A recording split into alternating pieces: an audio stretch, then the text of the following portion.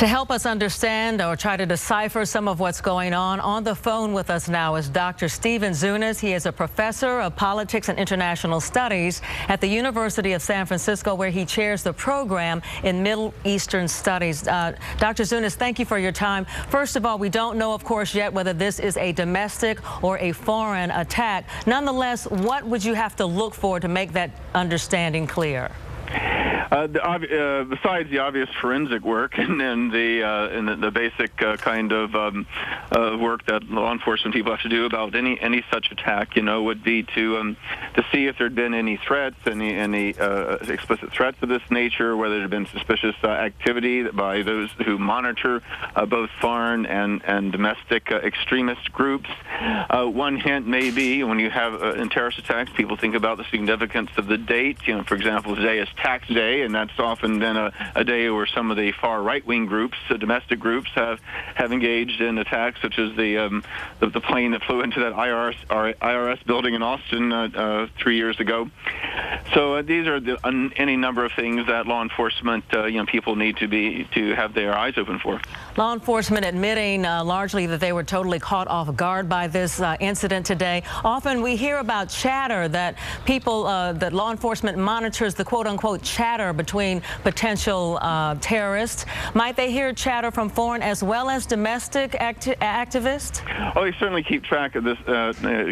This kind of thing. This is part of what they do to prevent these kinds of incidents. There's also the matter of what kind of explosives were used, whether these are the kind of things that have been that have been the work of domestic groups, which tend to use the kinds of fertilizer and various combinations of things that you can buy at various supply sources, or whether it's one of the more sophisticated plastic explosives and other things that are more often seen in foreign groups. But this along with the chatter are among the things I'm sure that investigators are looking at very carefully right now. Of course, the other thing we're noticing in incidents like this around the world is that there are not just one bomb that it goes off. Usually there are now more than one to act as a distraction to law enforcement and certainly to increase people's fears. Yes, the fact that there were these two explosions very very close to each other raised some concerns. There's apparently some explosion out at the John F. Kennedy Library, which is in a different part of Boston. There are some indications that it may have been an accidental explosion, but nevertheless, this has obviously gotten people worried. There might be other bombs elsewhere. There are some reports they found a third bomb that had not yet exploded near the area, and that's why the authorities are telling people to stay indoors, avoid large crowds, and wait for more information.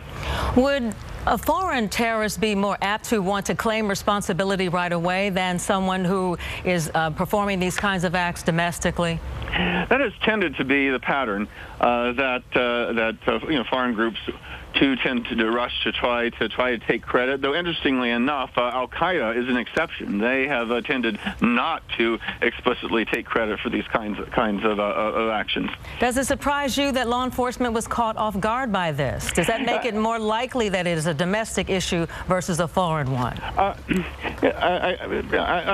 tend to think it's more likely domestic, but in any case, it does seem somewhat surprising that these the bombs were apparently located in waste disposals, garbage cans that were near the area. Usually these are among the things that police inspect if there's going to be any kind of big crowd in an area. Obviously, it's going to raise awareness and concern about more preventative measures in the future, regardless of whether the attack was foreign or domestic. And Professor, one last thing before we let you go. Are there things that we're missing in the discussion about what has happened here in Boston? We talked about whether it's foreign or domestic. They're trying to still obviously collect evidence and information along the entire route to see what happened along that marathon route, if there's some other indications of clues. What else might we be missing as laymen that the officials are looking at? It's hard to say. I mean, I think certainly they're trying to they're reviewing the footage. One thing about having various cameras by various businesses, to prevent shoplifting and other crimes. There are a lot of cameras around nowadays. Certainly, with people with